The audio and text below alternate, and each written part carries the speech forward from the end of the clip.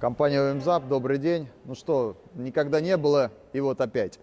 Снова АХ, снова ИНА, снова стук в моторе. Только в данном случае, в отличие от предыдущего мотора, человек со стуком ездил порядка 30 тысяч, что приведет, вероятнее всего, к более дорогостоящему ремонту.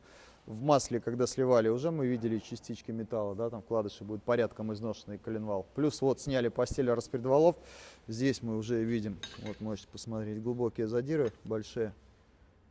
В принципе, по всем шейкам. Но это мы уже передадим в токарный цех, который, как вы помните, у нас свой. Там же ребята промеряют валы, постель и скажут, удастся ли их спасти.